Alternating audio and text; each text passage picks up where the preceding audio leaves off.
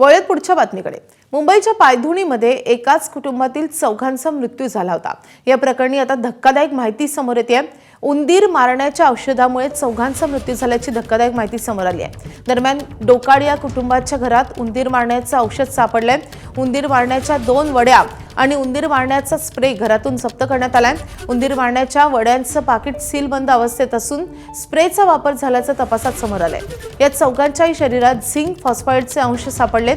तसेच कलिंगडच्या नमुन्यांमध्ये देखील झिंक फॉस्फाइडचे अंश सापडले आहेत। घरातून पुलाव, खजूर आणि पिण्याच्या पाण्याचे नमुने तपासण्यात आले होते, मात्र त्यामध्ये कोणतेही विष सापडलं नसल्याचं अहवालातून स्पष्ट झालंय।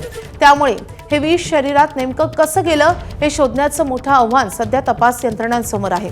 26 एप्रिलला डोकाडिया कुटुंबातील चौघांच्या मृत्यूनं मोठी खळबळ निर्माण झाली होती।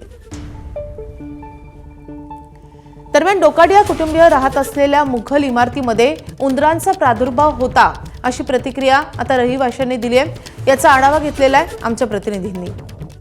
सध्या डोकाडिया कुटुंबाच्या याच मुघल इमारतीतील घरात आहोत, जिथे त्यांनी हे सगळं कलिंगड खाल्लेलं होतं आणि याच ठिकाणी त्यांचा शेवट झाला। आपण जर बघितलं तर सध्या हे घर बंद करण्यात आलेलं आहे। पायधुणी परिसरात ही मुघल बिल्डिंग आहे।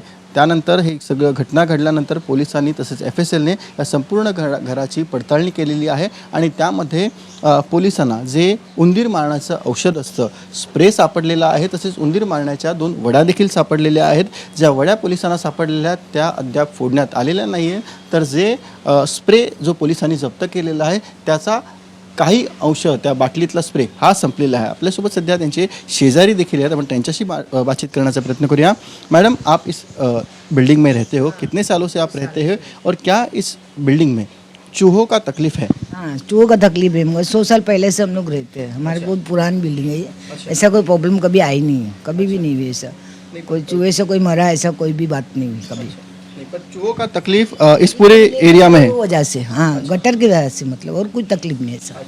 ऐसा दिन में कुछ तकलीफ नहीं, रात में दरवाज़ा बंद रहता है, ऐसा खुला रह जाता कोई चीज़ तो तकलीफ, ऐसे और कोई चीज़ की तकलीफ ऐसा नहीं। 4 लोगों का यहाँ पर इंतकाल हुआ है 26 तारीख को, तो उनकी मौत ये चूहे मारने को जो दवाई है उससे हुई, वैसा पता चला है ना? तो मरे होंगे ना, डाल के खाने से मरे होंगे। और ऐसा कोई चूहे से तो ऐसा नहीं मर जाएगा ना इंसान, एक आधा मरेगा, सब पूरा घर थोड़ी मरेगा। बात देखने ऐसे है ना। उनके घर से पुलिस ने जो चूहे मारने की दवाई है वो भी रिकवर की है और उनके बॉडी में फिर जो कलिंगड़ उन्होंने खाया था उस पर भी वो दवाई मिली है। तो क्या लगता है कि इन्होंने चूहे मारने के लिए वो दवाई लाई होगी? हाँ, उनके घर में होगी शायद होगी अभी उनके घर में डालते होंगे शायद कभी कभी, वो नहीं मालूम अपने को। जो अपन करते वो अपन बता सकते हैं ना, अपना घर का मामला।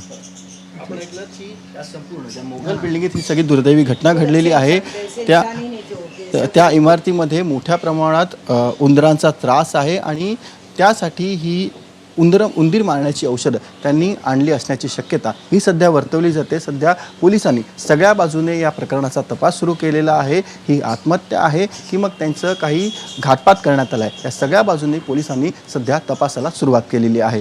व्हिडिओ जर्नलिस्ट रोहित कांबळेसह सचिन गाड, ABP माझा, मुंबई।